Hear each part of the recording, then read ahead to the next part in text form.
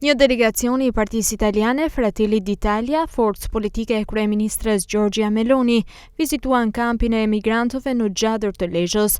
Përfaqësuesit italian qëndruan mbi 3 orë brenda kësaj strukture, duke parë mënyrën e operimit të qendrës së paraburgimit të riaddhesimit.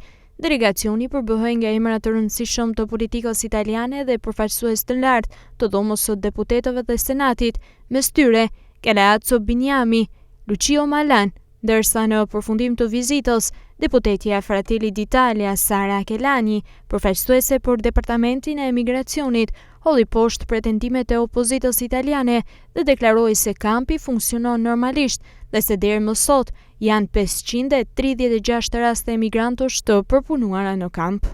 Kemi ardhur këtu për të dëshmuar se këto qendra aktualisht funksionojnë me kapacitet të plot dhe ka subjekte që kanë kaluar nëpër to. Deri më sot, afërsisht 536 subjekte janë riaddhesuar, të tjerëve u është vërtetuar ndalimi. Ne erdhëm këtu pikërisht për të dëshmuar funksionimin efektiv të qendrës së paraburgimit të riaddhesimit në Shqipëri. Në përfundim të vizitës, deputetët italian do të përgatisin një raport për qeverinë Meloni, ku do të paraqiten gjetjet për kampin e refugjatëve, i cili shërben për strehimin e emigrantëve që ju është refuzuar azili në Itali dhe ju kryhen procedurat për riaddhesimin e tyre në vendet e origjinës.